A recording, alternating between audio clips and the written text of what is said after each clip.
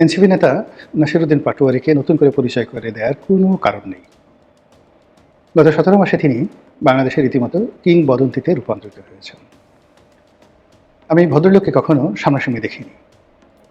কখনো তার সঙ্গে আমার টেলিফোনে কথা হয়নি বা অন্য কোনো মাধ্যমে। তার যারা একান্ত আপনজন এরকম কারোর সঙ্গেই কথা হয়নি।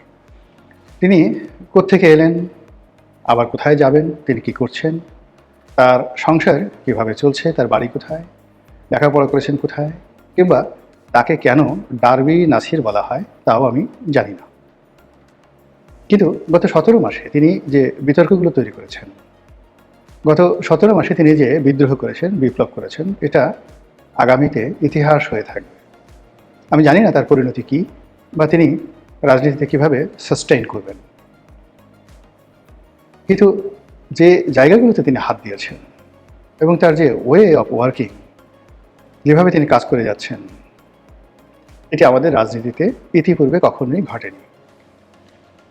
তিনি দেশের প্রধানতম যারা রাজনৈতিক দল সবাইকে গালাগাল করেছেন, বিএনপিকে গাল দিয়েছেন, জামাতকে অকথ্য ভাষায় গাল দিয়েছেন।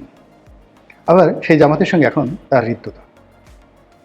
তিনি বিএনপি নেতা সালাউদ্দিন সাহেব, তারপর মির্জা আব্বাস, তাদেরকে যে ভাষায় গালাগাল করেছেন ও ভাষায় আওয়ামী লীগের লোকজনও কখনো সাহস পায়ননি বা বলেননি।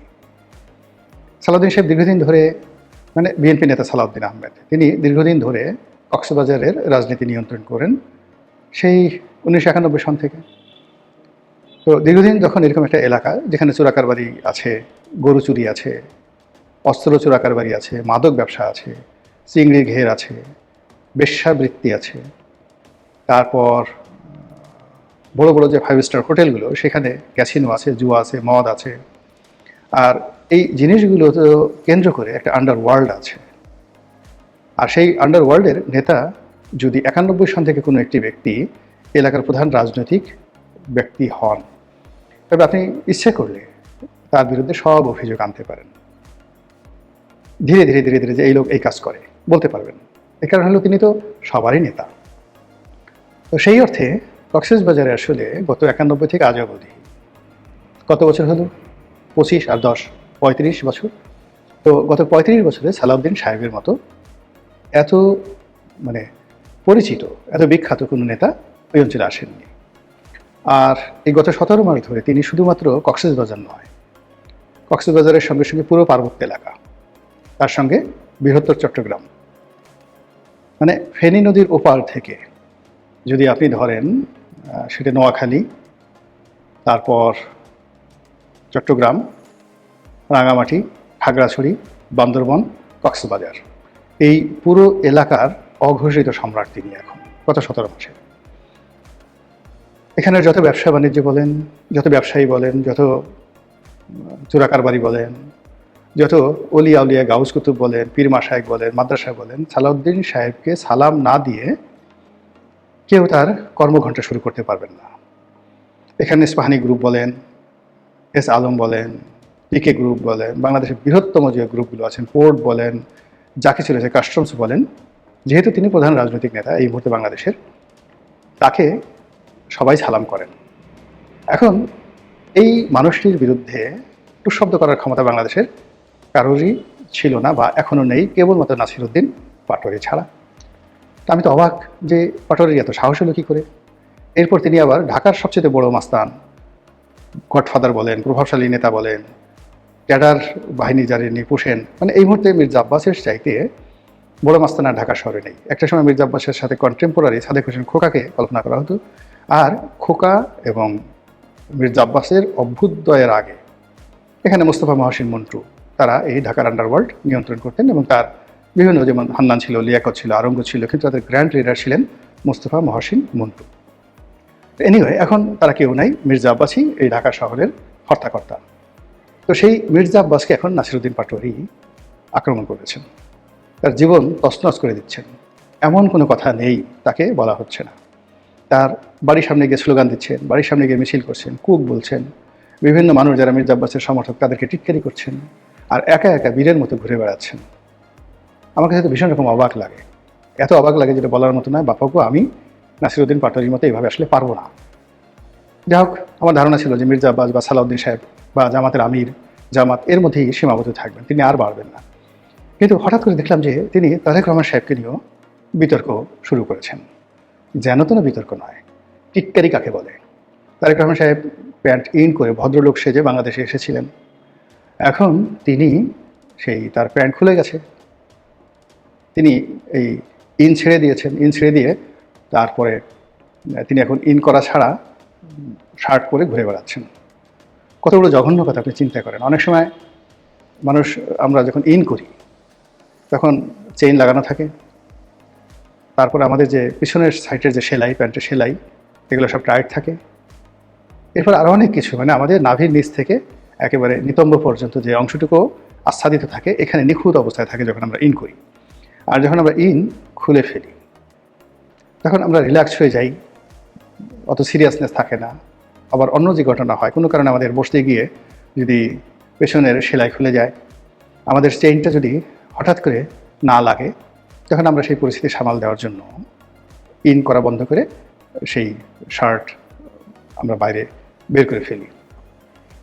এখন নাসিরুদ্দিন সাহেব, মানে জনাব তারেক রহমান সাহেবের এই যে প্যান্ট ইন না করা নিয়ে যে বক্তব্য দিচ্ছেন, এটার মাঝে যা কি এটা আমরা বলতে পারবো না।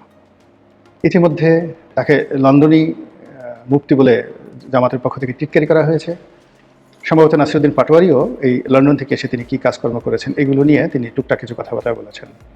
তো যেহেতু তিনি তারেক রহমান সাহেবকে নিয়ে কথা বলা শুরু করেছেন, আমার বিশ্বাস যে এটা তিনি থেমে থাকবেন না। তার পিছনে নিঃসন্দেহে একটা বিরাট শক্তি রয়েছে, একটা গ্রুপ রয়েছে, এবং এই শক্তির বলেই তিনি উড়ে বেড়াচ্ছেন।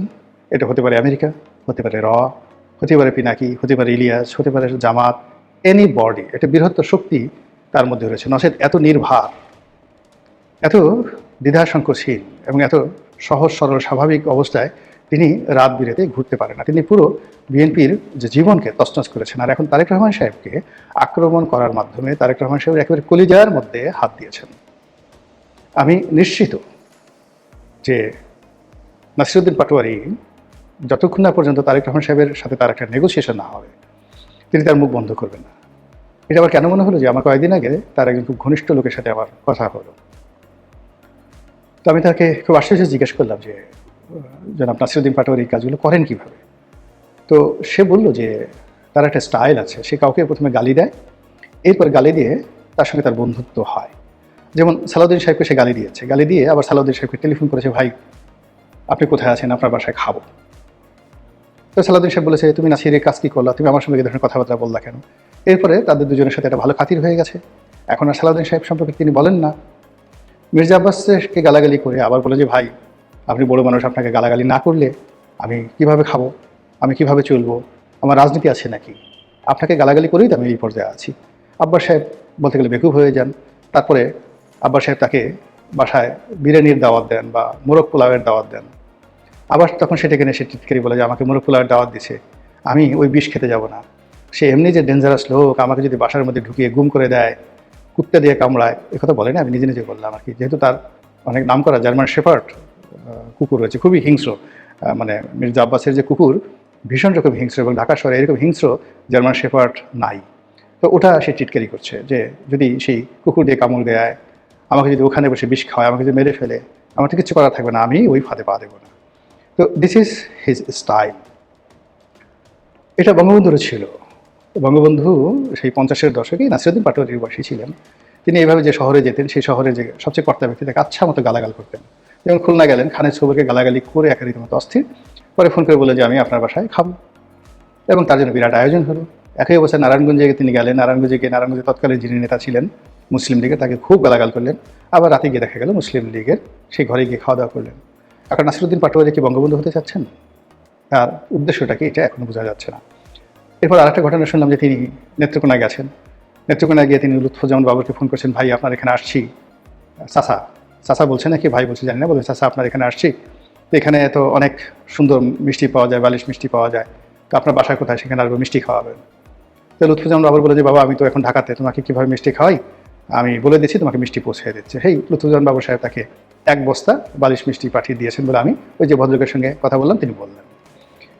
তো সেক্ষেত্রে তারেক রহমান সাহেবকে তিনি যে গালাগাল করছেন, সেক্ষেত্রে তারেক রহমান সাহেবের সঙ্গে তার এরকম একটা বন্ধুত্ব হতে পারে, সম্পর্ক হতে পারে। আর তারেক রহমান সাহেব ইয়াংদেরকে খুব পছন্দ করেন। তিনি ববি হাজ্জাজকে নিয়েছেন কাছে, তিনি নুরুকে নিয়েছেন কাছে, তারপর পার্থকে নিয়েছেন কাছে। এরা সবাই কিন্তু একসময় তারেক রহমান সাহেবকে যখনই সুযোগ হয়েছে, একবার দুইবার কেউ ছেড়ে গেছে, কেউ আঘাত করেছে, কেউ টিটকারি করেছে। তো সেক্ষেত্রে নাসিরুদ্দিন পাটোয়ারির সঙ্গে তার একটা সম্পর্ক যদি হয়ে যায়, সেই জন্য তার এই চেষ্টা থাকতে পারে, তার যে স্টাইল, এতে তার একটা নিরাপদ যে তারেক রহমান সাহেব খুব দ্রুত প্রধানমন্ত্রী হচ্ছেন, একজন প্রধানমন্ত্রীর সঙ্গে তার একটা সম্পর্ক হলো।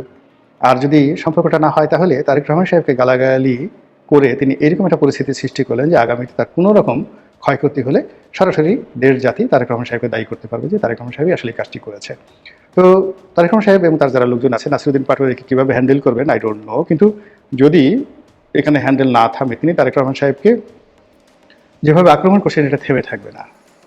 এটা হাওয়া ভবনে যাবে, এটা খোয়াব ভবনে যাবে, এটা দিল্লিতে যাবে, এটা মুম্বাইতে যাবে গালাগালি, তারপর এটা সিঙ্গাপুরে যাবে, এরপর লন্ডনে যাবে। নানা রকম কীর্তি কাহিনী, নানা রকম কথা এই ফটাফট তিনি বলে দেবেন। এবং সেই বলে তিনি যতই এই তারেক রহমান সাহেবের মতো এখন শীর্ষ নেতাকে যত আক্রমণ করবেন, ততই লাইমলাইটে আসবেন এবং তাকে কেন্দ্র করে একটা ইমেজ তৈরি হবে যে না,